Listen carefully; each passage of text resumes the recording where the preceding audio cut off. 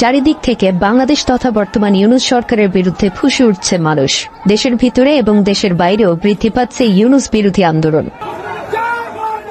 এরই মধ্যে বন্ধ হয়ে যাচ্ছে বাংলাদেশের নিত্যপণ্য রপ্তানি। ইতোমধ্যে ভিসা পাচ্ছে না বাংলাদেশের জনগণ, যার ফলে চতুর্মুখী সমস্যায় পড়ছে সবাই। বর্তমান বাংলাদেশের অভ্যন্তরীণ খারাপ পরিস্থিতি তৈরি হওয়ার পিছনে ইউনূস ও তার গংদের ষড়যন্ত্রমূলক চিন্তা ও দেশ পরিচালনার অদূরদর্শিতাকে দায়ী করছেন রাজনৈতিক বিশ্লেষকরা। পাশাপাশি বিশ্বের সকল দেশের সাথে আন্তর্জাতিক সম্পর্ক তলানিতে চলে যাওয়ার দায়ও অপরিপক্ক অবৈধ ইউনূস সরকারের বলে মনে করছেন আন্তর্জাতিক সম্পর্ক বিষয়ক বিশেষজ্ঞরা। এসবের মধ্যে বাংলাদেশের চলমান সংখ্যালঘু নির্যাতন ও ঢাকা বুয়েটে ভারতের পতাকা অবমাননার ঘটনার প্রতিবাদে আজকে ভারতের আগরতলায় প্রতিবাদ জানায় ভারতের সকল ধর্মবর্ণের মানুষ। হামলা করা হয় বাংলাদেশের ডেপুটি হাইকমিশনে। পরে স্থানীয় আইন শৃঙ্খলা বাহিনী পরিস্থিতি নিয়ন্ত্রণে আনে।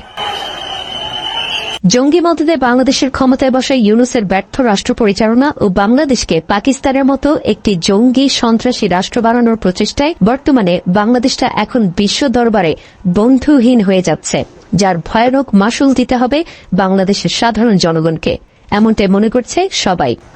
Desk report, বিবাংলা.net।